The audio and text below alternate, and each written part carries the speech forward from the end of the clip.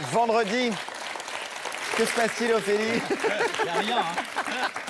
C'est si vous pouvez le dire. Il se passe qu'il y a Pierre-Emmanuel Barré qui est juste derrière. Voici la semaine barrée.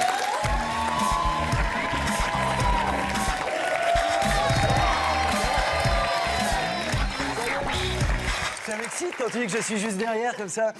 Badou sur le plateau de la nouvelle édition et je vous avoue qu'une angoisse m'envahit car comme tous les vendredis, c'est le moment où va apparaître Faut pas. Pierre-Emmanuel Barré pour la semaine barrée.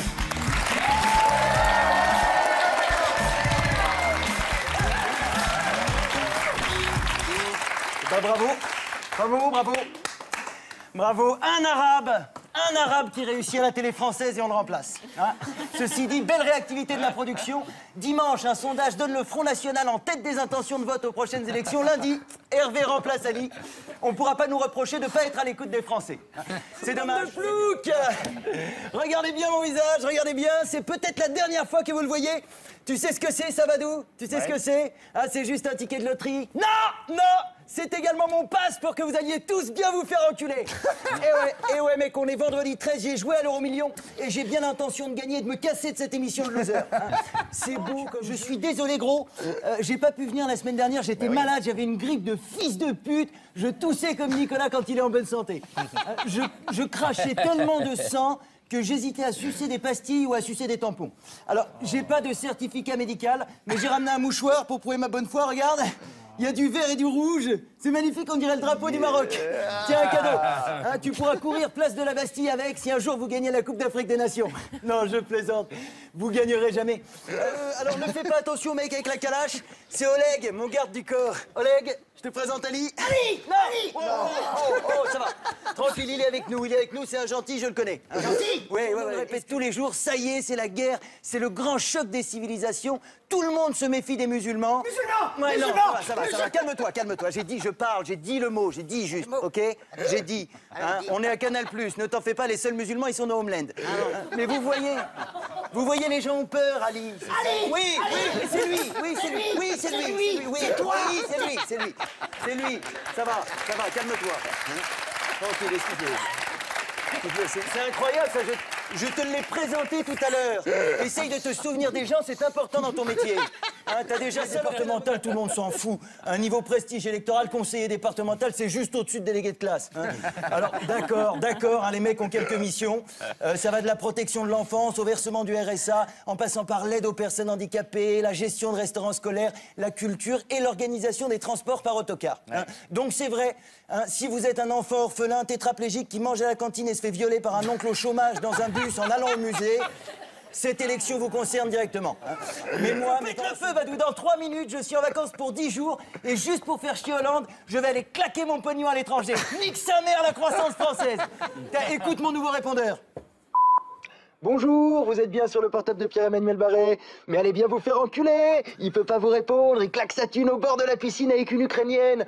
Malheureusement, vous pouvez pas laisser de message parce que la boîte est pleine. Comme la bouche de l'Ukrainienne. Même quand je baise, j'évite de consommer français. Je vais couler le pays, Badou. Hein, d'ailleurs, cette année, je vais relancer la croissance chez toi, figure-toi. Hein, pour les vacances, 10 jours à Marrakech. J'adore ce pays. Il fait beau, les gens ont le cœur sur la main. Surtout, le hashish est délicieux et très bon marché. Divin. Alors oui, vous allez me dire, le Maroc, les libertés individuelles, la censure des médias, la torture. Oui, mais à 2 € le gramme de shit, je suis prêt à rouler mes pètes avec la déclaration des droits de l'homme. Je prends pas pourquoi t'es venu en France, dis donc, Badou. Avec tout le respect que je te dois, faut vraiment être le dernier des cons pour quitter Marrakech et finir animateur d'une émission à 6% de part d'audience à Boulogne-Billancourt, quoi. Loser. Allez, reviens au bled avec moi. Il n'y a pas des masses de gens avec ton talent au Maroc. Ici t'as la tranche de midi, l'abattoir est le 20h. Tu pourrais être David Pijadas. Ce serait super. Tu serais une star. Regarde, Badou, regarde. J'ai même fait ton sac. Hein, j'ai mis 2 caleçons, ton chameau en peluche, et il y a même ta meuf au fond. Hein. Elle rentrait pas en entier, j'ai été obligé de la couper en 2, j'ai mis que le bas. Hein. De toute façon, tu n'utilises jamais le haut. Allez, viens, sérieux, putain, la nouvelle édition, on s'en fout. On fait faire 2 séances du verre, Hervé Matou, et on le met à ta place, les gens n'y verront que du cul. Hein. Bon, les autres, je vous dis, il n'y a que 2 types de gens. Il y a ceux qui réussissent grâce à leur physique et il y a Nicolas Doménac. En tout cas, je suis bien content que vous soyez là. Hervé, j'en pouvais plus de Badou. Trop professionnel, le mec. Il obligeait tout le monde à écrire des chroniques intéressantes, à maîtriser les sujets, à se maquiller, à s'habiller décemment. J'ai regardé les dernières émissions. Je suis content de voir que tout cela est bel et bien terminé. Alors, les tendance à idéaliser les vedettes du PAF, mais on se trompe. Regardez Ophélie, hein, c'est pareil qu'Ali, elle est à l'écran comme à la ville. Quand on la voit à la télé, tout le monde veut la baiser. Hein, et bien dans la rédaction, c'est pareil, tout le monde veut la baiser. Oh non. Mais Ophélie, elle est comme vous. Elle respire, elle mange, et quand elle a envie de péter, elle va dans ton bureau, Ali, hein, bien sûr, comme tout le monde.